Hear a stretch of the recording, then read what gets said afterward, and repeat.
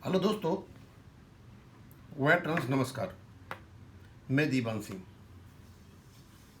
मैं आपको बताना चाहूँगा कि जे.एन. शुक्ला साहब ने ऑनरेबल प्राइम मिनिस्टर को एक पत्र लिखा और उसमें बहुत सारे पॉइंट्स को कवर किया और उस पत्र को श्री लक्ष्मी नारायण जी ने स्पीड पोस्ट से ऑनरेबल प्राइम मिनिस्टर को भेज दिया है।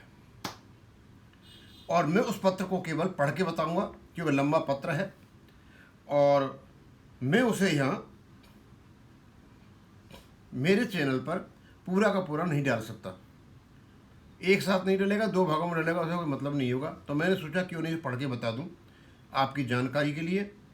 तो सोशल मीडिया पे यही पता चलेगा, हाँ, बैंक पेंशनर आदरणीय प्रधानमंत्री जी से संपर्क में हैं और उनसे रिक्वेस्ट कर रहे हैं और हमारे विभिन्न प्रकार के मुद्दे हैं और जो हमारे एडवर्साइज हैं, जो हमारे रास्ते गुरु, उनको भी पता चले कि बैंक पेंशनर लगातार जो भी एलिजिबल प्लेसेज हैं वहाँ पर संपर्क बनाए हुए हैं। अब मैं उनका पत्र शुरू करता हूँ। श्री नरेंद्र मोदी जी, माननीय प्रधानमंत्री, भारत सरकार, नई दिल्ली। आदरणीय प्रधानमंत्री जी, सादर नमस्कार। पेंशन की दुर्दशा और डीएफएस की भूमिका। कुछ सबसे अप्रिय स्थितियाँ जो पूरी तरह से समझौतों, सहमतियों और सरकारी सलाहों में निहित बैंक पेंशनरों के अधिकारों और विशेषाधिकारों के खिलाफ हैं, जिन्हें हम आपके विचार और आवश्यक कार्रवाई के लिए नीचे सूचीबद्ध कर रहे हैं। नंबर फर्स्ट, सबसे पहले हम सार्वजनिक बैंकों के सेवानिवृत्त बैंक कर्मियों के पेंशन के मुद्दों को ठीक से नहीं संभालने के लिए सचिव, वित्तीय सेवा विभाग यानी डीएफएस, वित्त मंत्रालय के खिलाफ अपना कड़ा विरोध दर्ज करते हैं।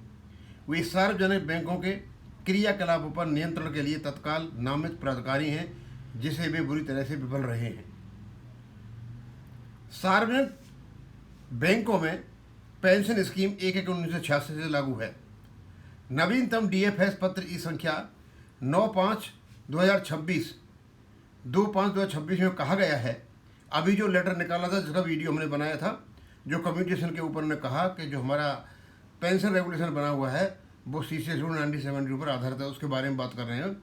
यह ध्यान दिया जाना चाहिए कि बैंक कर्मचारियों की पेंशन संबंधी मामलों को नियंत्रित करने वाले बैंक एम्प्लॉयज कर्मचारी पेंशन विनिमय 1995 मोटे तौर पर केंद्रीय सिविल सेवा पेंशन नियमों पर आधारित है।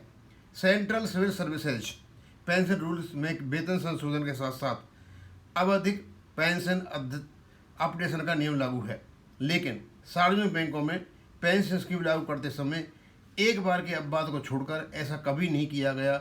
इसके परिणामस्वरूप निम्न स्थितियाँ बनी हुई हैं, यानी उन्होंने उस लेटर को भी यहाँ पर ले लिया।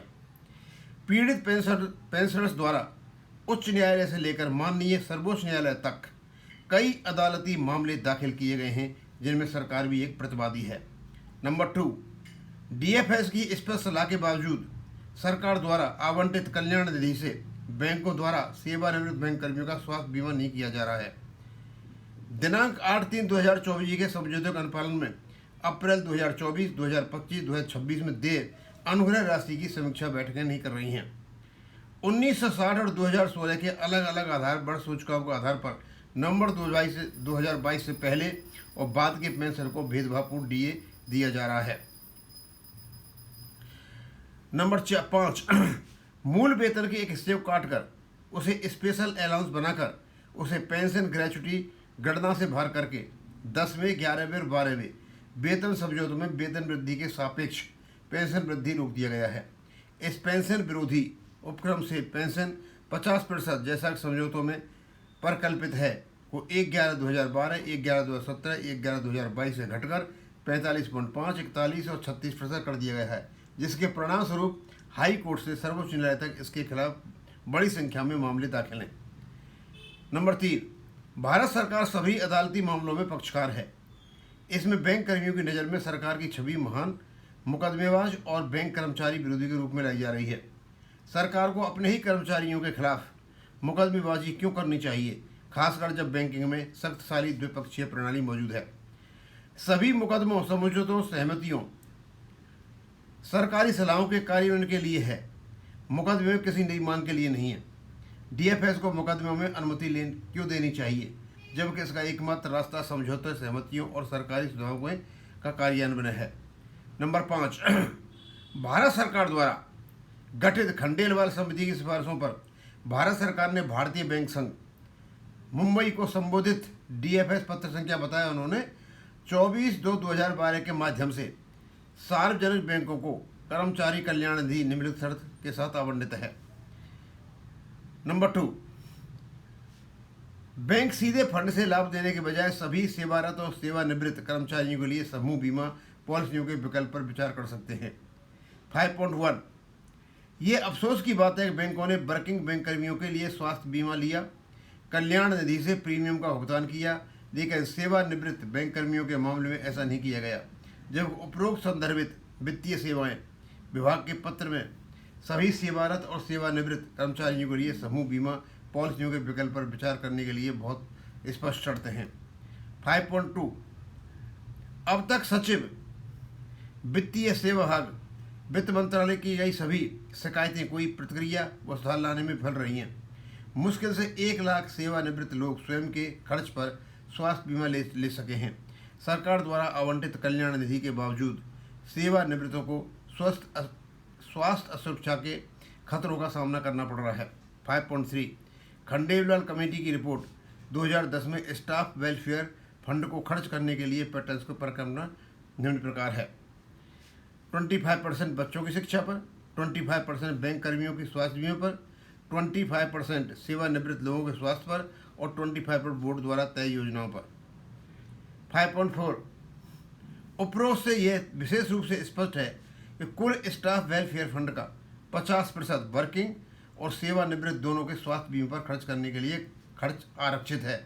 इसका उल्लंघन करते हुए बैंकों ने वर्किंग बैंक कर्मियों के स्वास्थ्य बीमा प्रीमियम का कल्याण निधि से भुगतान किया, सेवानिवृत्तों का नहीं। 5.5, 2015 में स्वास्थ्य बीमा लागू होने के बाद से सेवानिवृत्त बैंक कर्मी परेशान हो रहे हैं, लेकिन न तो प्रबंधन और न ही सचिव वित्तीय सेवाएं विभाग ने इस पर ध्यान दिया। वित्त मंत्री को लिखे पत्र का भी कोई नतीजा नहीं निकला। सचिव वित्तीय सेवाएं विभाग के पत्र संख्या उन्हें दे दिया, पत्र संख्या दे रखा है 5/8/2024 के माध्यम से पूर्व आवंटित कल्याण निधि 540 करोड़ रुपये से बढ़ा करके 845 करोड़ को कहा गया है। इस संशोधन का लक्ष्य कर्मचारियों की संख्या और व्यवसायिक मिश्रण के आधार पर सीमा को समायोजित करके 12 सार्वजनिक बैंकों में लगभग 15 लाख सक्रिय और सेवानिवृत्त कर्मचारियों को बढ़ी हुई वित्तीय सहायता प्रदान करना है। उपरोक्त कथनों को लेकर अभी प्रश्न है। जब सेवानिवृत्त बैंक कर्मियों को स्टाफ वेलफेयर से स्वास्थ्य बीमा नहीं दिया जा रहा है, तो ये कैसे कहा जा सकता है कि सहायता राशि 15 लाख बैंक कर्मियों को कवर करेगी? वास्तव में इसमें केवल वर्किंग को ही शामिल किया जाता है, सेवानिवृत्त लोगों को छोड़ दिया गया है। सेवानिवृत्त बैंक कर्मियों के स्वास्थ्य बीमा के लिए आरक्षित कल्याण निधि राशि को 25% राशि कही गई है। आज तक इसका कोई खुलासा नहीं हुआ है।